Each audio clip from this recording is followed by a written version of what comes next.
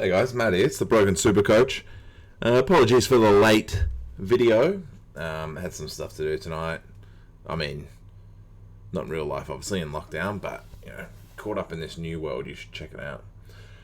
Nonetheless, here's Supercoach. It'll be a short video because there's really not much you can talk about at the moment. Can't predict who's going to get pinged for COVID hotspots. You can't predict, although probably not much anymore now that time's passed. But anyway, here's the video. Here's the score. I've gone 24-60, which was, for decent teams, that's about par. I think 24, it says 2200, but that's about 2400 was an acceptable score for anyone with a decent team. Or a reasonable team, I should say. That's probably a bit rude to say decent team. And I've gone up 20 spots, 600. So I am sort of around this 600 area. A couple of issues on field, but they could be worse. I know there was a lot of people who experienced a lot of pain this week with guys like Marshall, with all the COVID guys. So I know that this could be much worse than how I am at the moment, but I'll take 600. And look, if I can crack the 500, I'll be really happy with it. As long as I stay in the 1,000 for the season. So let's have a look at the team. We'll just let that load up, pull it up. So I did lose a league game, sadly, but it is what it is. So what did I do this week? No trades. I'm not trading anyone unless they're for the season. So Highmore is one of the guys I may trade this week, just to get the money, because it looks like there is a suitable replacement. Though Murphy does look like he's going to be handy. So Murphy will be the cover, and then I'm thinking of trading Highmore down to the Essendon lad. But I'll get into that in a sec. I probably won't, because I'll keep running Bramble for as long as I can, because 2 trades is not long when you consider COVID and all these injuries. So and there's still 3 more rounds to go. 4 more. 20, 21, 22, 23. 4 more rounds to go. So you really have to cover now. Consider that before we get into the team and how they went. Early on, you have to consider that. Now even short-term injuries are season-ending, essentially, for you. So, if you're talking, a hamstring, that's now season-ending for Supercoach anyway. They'll be back by finals, An ankle tweak could be 3 weeks, and that's almost season-ending. So, let's have a look here. So, Rory Laird, he'll be mid-only next year, but I think he's almost a must-have. He's been unreal. 178. Thought about captaining him, and have thought about a few times this time around, but I won't. Tommy Stewart, great. Lloyd, great. And then Whitfield was great. And what I did to cover Mills, I used Murphy. I knew I'd get 30 to 40 points from him. Got 50. That's a bonus. Whitfield absolutely popped off. You love to see it. And sure, you know what? You look at 90 and you look at how bad Richmond were. This is a bad pick, I think, sure, but he's played every game. There's not much I can really complain about. He might have missed one, maybe. I can't complain too much about this when you consider. Nah, he's played every game, so you can't really complain. He's had some stinkers, but in that position was someone like Ridley, who's missed heaps. Ideally, what I do with that position is pick Mills, but he just was not on my radar, so that wasn't going to happen. But in a perfect world, Mills is that 400 to 500k defender that I pick, and then I get to choose someone else, which could have been Ridley, who knows. So that's defense. So Mills will be back this week, thank God. We'll put him in. They're the 6 boys, all of them looking great. Love to see it. Hopefully see Mills back. What's happened is Heaney's scoring a lot now. I think Heaney is playing Mills' role. I really hope that Mills gets his spot back. His role back, rather. He'll obviously get his spot back. Highmore, if we're talking about bench, Murphy's going to be the cover. He'll play for the rest of the year, I hope. And Highmore's out for the season, but it is money on the bench that I'd like to get rid of. But with 2 trades, there's not much I can do here. I just have to sit on that until I want to do Bramble, and I'll do it in the final round if I get a chance. But while Bramble's still scoring well, I'm not going to do anything with Highmore. And it doesn't matter. I know that there's an Essendon guy, Durham, who's 100k and he's playing. I don't care, because he's not going to. Murphy's my guy here, so I don't care what Highmore does here. It is what it is. Unless there's someone who's on the up that I can afford with him, 370k player. And, last week I brought it up. It was going to be someone like Alex Keith. He did his hamstring, so I'm very glad I didn't do that. I could do like Taylor Del Rey. Yeah, look, there's no one here that's very attractive as far as who you'd want to put on your team. None at all. You wouldn't want any of these guys. No. I'm really scraping the barrel now. No. You wouldn't go anywhere near those guys. So mids was interesting this week. The McRae captain call is obviously the right one. I've started to make some good captain calls in the last couple of weeks, really having to think about it. Steele dropped off after a pretty big first half, but so did the St Kilda team, if I remember rightly. Who'd they play? West Coast. Yeah. They weren't great. Walsh, you're going to get this. You have to remember that Walsh is a young kid. He's not actually a 674k midfielder like he's priced. He is just a kid. He's only a couple of years in the league. So he is going to have these games where Carlton play bad, and therefore so does he. But it is what it is. I'm loving what I'm seeing out of this guy, and this is a great run. The only worry for Walsh, if you're playing for leagues, he plays GWS in the final round, and GWS are taggers. Averages 100 against them, so maybe they don't tag him. But they did tag him there for a 70. So if you've got Walsh in the final round, think about that. But with 33%, most people have Walsh. McRae, this guy's been awesome. So underrated. Or not, is he underrated? No, that's a silly thing to say. Not underrated at all. He's just unreal. Loves playing against Melbourne. I don't know if he loves playing against the Crows. He plays very well against the Crows. He's had 170 at one point. I don't know if you captain him this week over Bond, who you would. Assuming this is the game that happens, by the way. I know this is silly to say, but I'm not certain that this is the game that's actually on for the Crows. We'll find out, I guess. They've been flipping the fixture up and all sorts. So I don't know if we're playing the Dogs or if the Crows are playing the Dogs. We'll see. And if it is, there's a captain spoiler for you. You got to play Bond. Parrish was tagged out of existence. That really hurts because Parrish has been such a great pod. We got him at top price.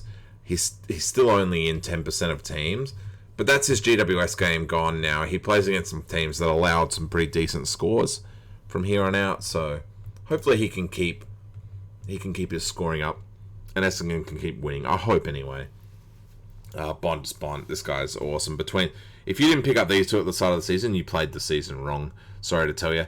I know that a lot of people didn't go Bond, but he dropped 47 in a preseason game. You should have been 144. Sorry, in a preseason game, you should be getting him. So if he plays the Crows, then you certainly need to captain him this week. If they don't, well, we'll see. We'll see what happens. Oliver, another great pick. I'm a bit frustrated with Lions. Just hasn't. It's not even since Neil came back. He just hasn't. I don't know why I'm frustrated. I guess he's dropping hundreds. I thought I'd get 120s out of him, and they're becoming few and far between. I think I grabbed him around here somewhere, maybe here. So I haven't got that many big scores from him, which has been frustrating, but looks to score well against Hawthorn and Collingwood. Hopefully he got injured in this game. So looks to score well against these two teams. So I've got two good scores for him. Bramble, absolute saviour. Love this guy. He was on about 20 at halftime, so I was very worried. But here he is, and I'll continue to use him. He'd still be in a minus break even. He's in a break even of 30, so he's still just going off. He's now 350k. He'll be 400 next week. And you could probably turn him into a very good player on his own right. So I may be able to side trade Bramble into someone a little more valuable. Bianco will be my cover. He's dropping 60s and 50s. Fine. Owned by everyone. No one's going to trade him out. Where's his score? 60s and 50s. Great. This is what you want from your guy. Edwards, sadly, apparently injured. I didn't realise that. And Newcomb, no sign of him. The two rucks, Gawn looked to be back to himself, but that, and which was unusual because Melbourne lost and that they didn't play their style. They went back to their old way. I don't want to analyse that game too much, but this is not how they'd been playing. So I don't know why they did that against the Dogs. Did they get scared of the opponent? Maybe.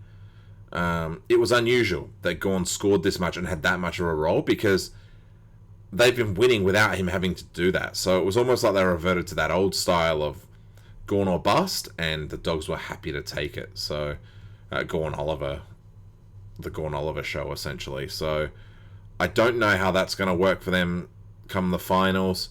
Plays against Gold Coast, loves Gold Coast, but be careful of putting anything on Gawn, like happened with Grundy here. Be careful of putting any points on these. Collingwood aren't interested, so I'd be really worried about vice-captaining any of these two again. I might vice-captain Gawn after saying that, assuming that he's on the Sunday, so probably go... Oh, it's the last game, and I've got a Hawthorn guy right here. Are they playing at the same... Oh, I see. They don't know. Or they can't be... Yeah, okay. They just don't know when these games are supposed to be played. Sorry about that. That's, don't look at that again. 3 games, they don't know when they're playing them. So, yeah, keep that in mind. These games could all change, so keep an eye on them for when it comes to vice-captain, captain. I can't give too much advice here.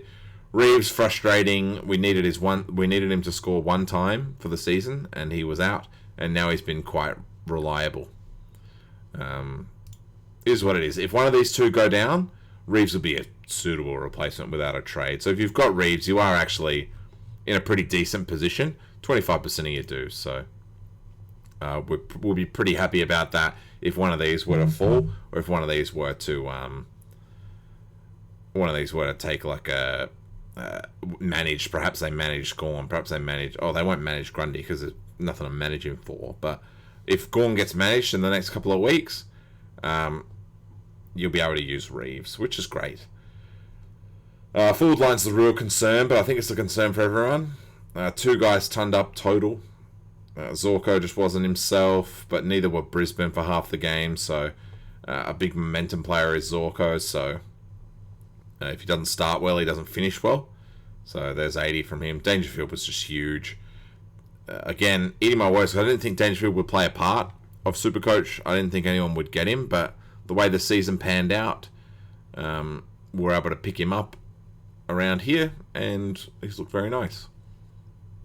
Hall and Zeeble, these guys have been great. Zeeble has dropped off every now and then, seemingly for like Davis Uniacke or other guys like that. It is what it is. You get them both. Dale, I paid too much for this. This is a silly call. Consider it's not silly. It's a very good pick. He scores very nicely. It's just considering the price I paid for him, it's been a bad pick, honestly. I could have got someone else in that position. Oh, when I think about it, it would have been Toby Green. Wouldn't have been Heaney again. Yeah, it would have been Toby Green, who's been out. So, I'll take these from Dale. And Bolton, this is a real worry because Richmond don't care, and it seems that none of them care. I don't know what happened with Bolton today. Absolutely terrible. I thought he'd be back to his good self of 100. Recommended him to a lot of you. Hopefully he rewards that and starts to score well again, because that is really uncharacteristic of both Richmond and Bolton, which is strange. The real issue is if I lose a player here, I got nothing. Brockman is he's not an AFL standard player. He may even get dropped.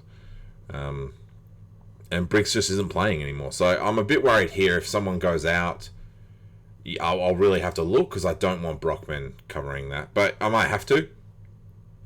I don't really have any other choice in that matter.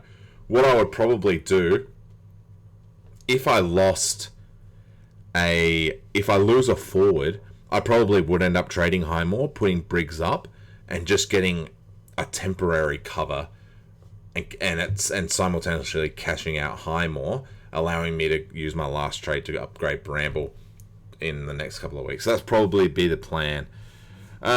Sadly, can't give you any captain's advice. As I said, nobody knows when these are going to be played, or if they're even going to be played. But what I would say is if Bont's playing the Crows, slap the C on him. Even if it's on Friday, just slap the C. I couldn't think of anyone else. Gawn against Gold Coast works if you don't have Bont. I know that people aren't liking to captain Gawn at the moment, and neither do I. Be pretty happy with that. And you could also go something like Dangerfield against North Melbourne. Or actually, no, don't. That's a terrible call. I've gone that off the top of my head. That's all I would go, honestly. The captains are very thin at the moment, but it's also quite easy, because if you have one of these guys, you just put the C in him. I wouldn't be so sure about McRae against the Crows. Now, I say that, and he'll probably end up getting a bunch of scores, but the Crows are an interesting side. So you just want you want big mids against the Crows. They always score because the side is weak. That said, if Matt Crouch comes back, if they've got Rory Sloane and they've got Rory Led in there, that could be a good game for Bont to score off. But if they go, 6-7 goals up at half time, he may slack off and only get about 110. But it's something to consider. I assume that game will be on Saturday or Friday. The only reason I say that is because I think GWS and Sydney will need to play on Sunday to ensure that Green and Mills can come back. I'm not sure how much exactly that works, but I think they want to do everything they can to get Mills and all the other guys back, but I'm talking about Supercoach relevant ones. I think they'll want to do that. So I'll try to touch base with you again during the week, but there's just not a lot to talk about this time of year. We're just going over the scores. We're just going over the rankings. And drop your stuff in on your comments. What are you doing? How'd you go? There's not a huge amount of trade advice. You probably shouldn't be trading unless you've got season-ending injuries now. And even if they're not on field, don't trade them. If you've got extra trades, start to count them out now. Like I said, there's 4 rounds left, and you get 2 per week. So if you're on 8 trades currently, then you need to start using your trades. So it'd blow me away if you're still on 8 trades, honestly. That's more relevant info for next week. If you're on 6, 2 around, start treating it like AFL fantasy. So, we're getting to that level where you are going to start using some trades, some extra trades, just for the sake of it. So if you have been really frugal with your trades and you've got between 8 and 6, I'd consider start taking some cash and start flipping around some players. Certainly, for those of us who are on 3, 2, 1, 4, hold these like it's gold. Do not trade these, because we saw what can happen this weekend with Martin, Marshall, Mills, Green. We saw all Highmore. We saw all those guys go out in one round. You need these trades for moments like that. So that's been the video. Thanks for watching. Be sure to hit like and subscribe. Thanks a lot again. Apologies for the late video, and we'll chat again soon.